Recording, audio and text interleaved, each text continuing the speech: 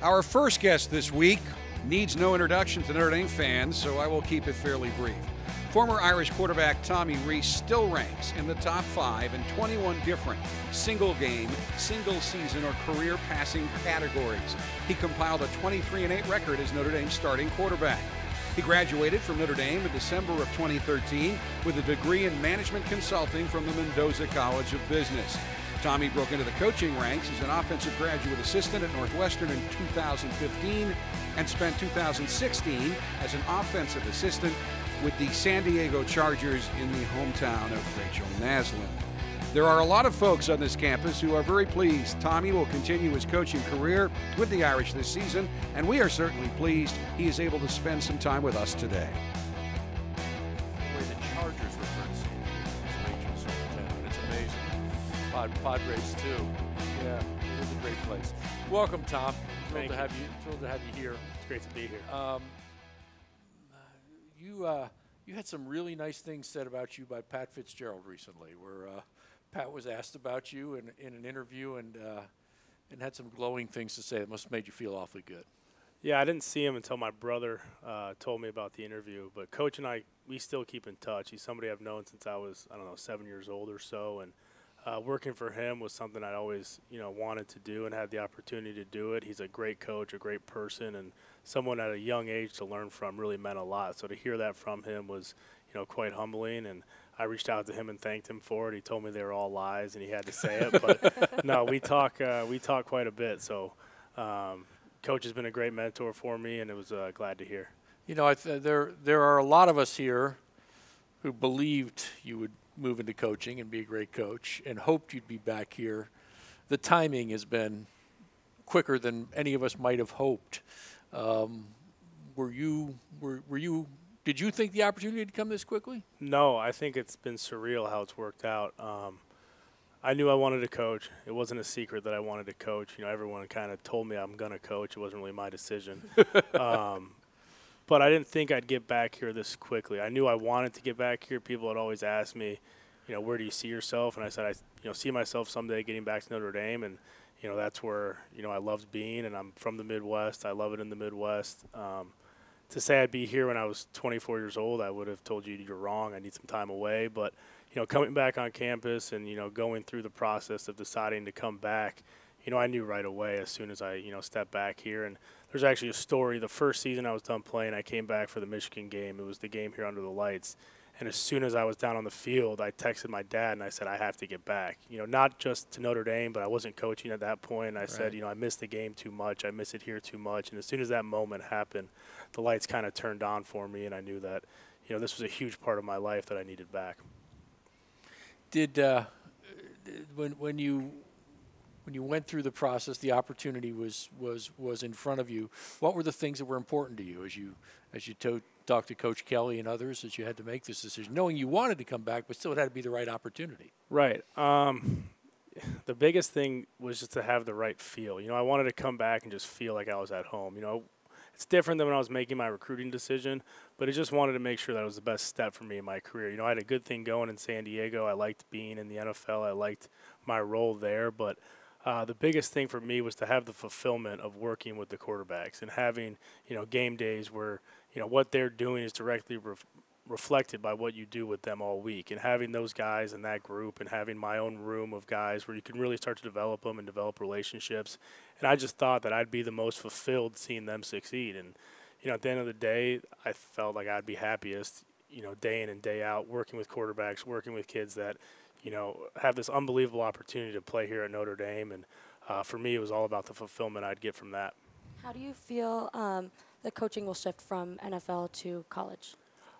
I think it's different just in terms of the age, and you're developing kids that really haven't done it or learning how to do it for the first time instead of working with athletes that are paid to do it, and it's a strictly business oriented profession. You're there and you're trying to win games. There's not as much development needed to be done here.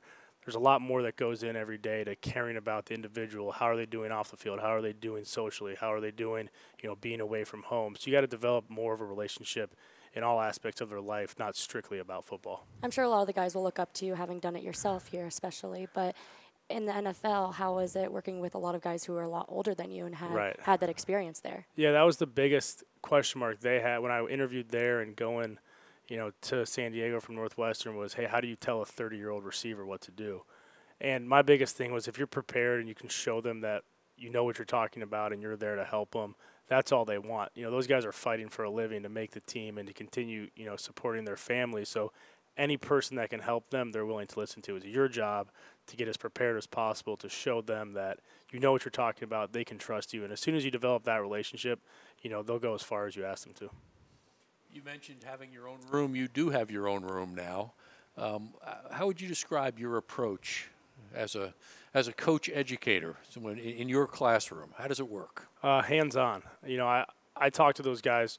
I try to communicate with them throughout the entire day, whether it's sending them quick notes or asking them how their day's going. So I want to be a part of their life, even when they don't want me to be. I want to be there for them. In terms of just being in the room when it comes to teaching football, I want to develop a very competitive atmosphere, one that they're always felt like they're getting better and they're being pushed to be better. I think that to simulate the playing the quarterback position on the field and all the pressures that come with that is every time we step in that classroom, every time we step on the field, they need to compete. They need to feel like they're being pressured and challenged, and that's something I really want to cultivate. And I want to cultivate a room where everyone cares about each other and everyone understands exactly what their role within that room is. And I think it's very important when it comes to the quarterback position because usually there's only one guy out there, right? You can have 3 receivers on the field at the same time, but unless you're a unique situation, there's one quarterback on the field.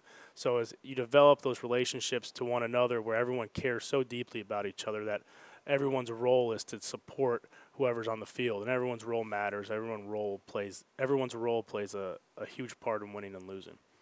You mentioned having them compete and subjecting them to pressure so that they're ready.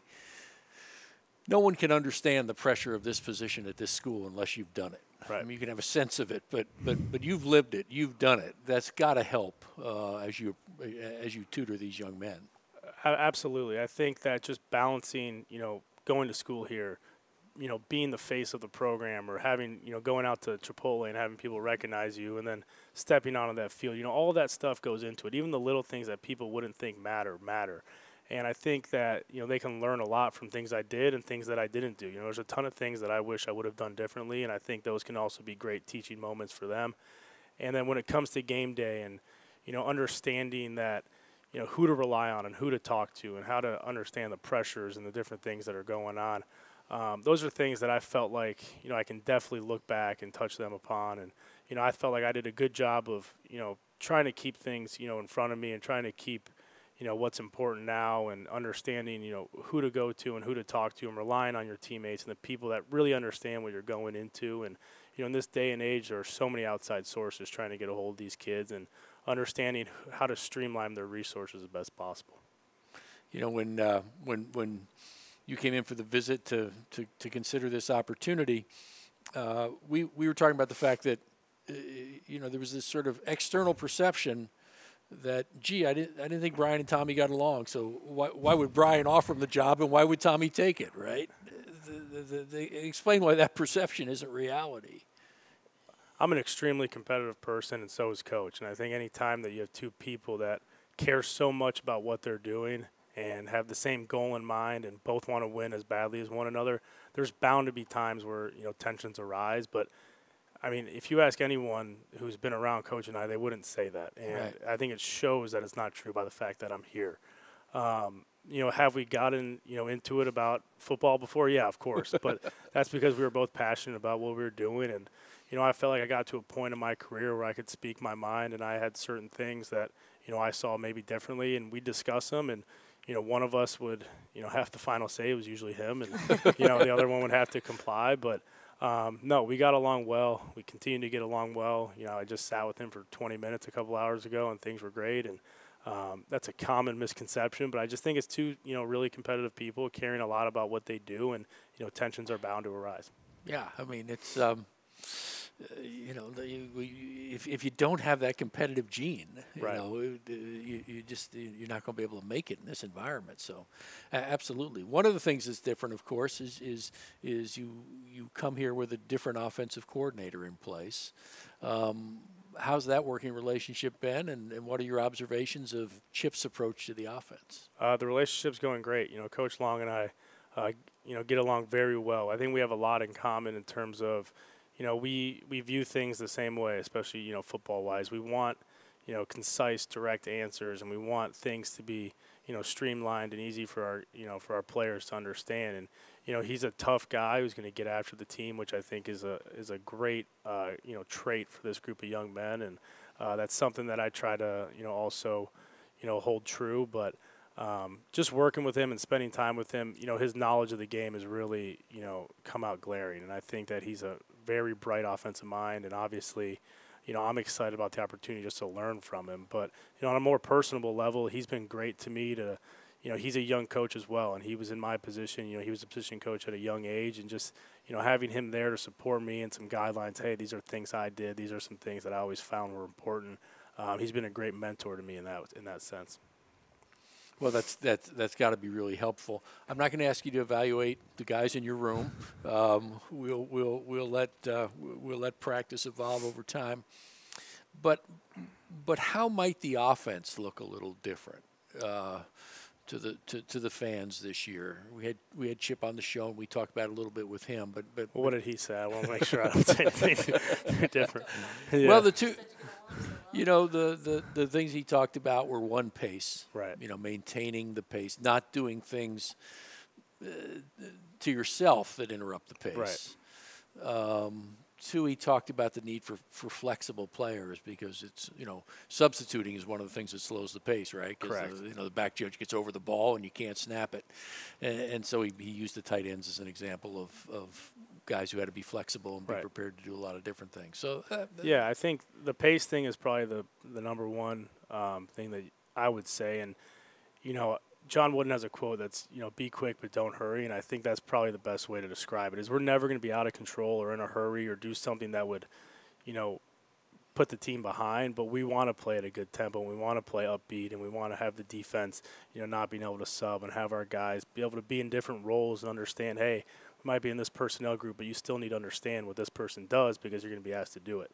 And I think that quote really kind of simplifies what we believe and how our approach will be. The other thing I would say is that, like I said before, I think that there's a concise idea of who we want to be and a concise identity that will have, a backbone of when things get tough, this is what we're going to do and this is who we are. And I think that, at times in the past, that's something that the team's needed, but I think that's something Coach Long really has brought to the table is, hey, what is our identity? Who are we going to be? And that's going to play to our strengths. We're not going to try to be someone we're not. We're going to play to our strengths and, really let our players, decide how we're going to move this thing forward.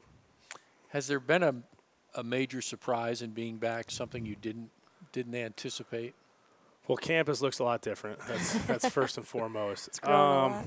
No, I think that's not a surprise, but, I've only been gone, 3 years or so, and the faces you see are still the same, you know what I mean? And the people around campus and just the people in smaller roles around campus that, bring a smile to your face, and the ushers or the, policemen around campus, it's those people that kind of make this place special. And, going to,